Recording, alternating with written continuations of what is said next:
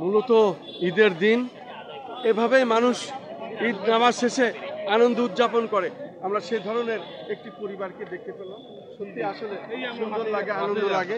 এরা যে প্রত্যেকে একটি পরিবারের মানুষ, সত্যি এটা আনন্দ। আসলে এই নতুন সরকার, বিশেষ করে নতুন বাজেট এবার ঘোষণা করেছে অন্তর্বর্তী সরকার প্রধান, এবং ডক্টর মোহাম্মদ প্রফেসর ইউনূস সাহেবও এখানে নামাজ আদায় করেছেন। এখানে তারা একই সাথে নামাজ আদায় করলেন এবং নামাজ আদায় করে তারা এখন ঘরে ফিরছেন। আমরা দেখতে পাচ্ছি, শুধু দর্শক আমরা দেখতে পাচ্ছি এভাবেই যাচ্ছে। সত্যি আসলে এটি সত্যি ঈদ মোবারক, ঈদ মোবারক, এটা আনন্দের একটি বিষয়। শুধু দর্শক আমরা দেখতে পাচ্ছি আজকে জাতীয় ঈদগাহ, বিশেষ করে হাইকোর্ট যে জাতীয় ঈদগাহ ময়দান, নামাজ শেষ করে মানুষ এখন ঘরে ফিরছেন।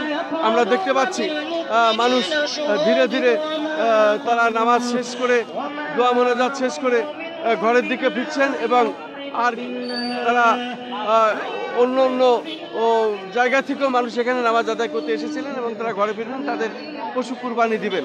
বিশেষ করে আজকে কুরবানির ঈদ, ঈদুল আজহা আমরা দেখতে পাচ্ছি।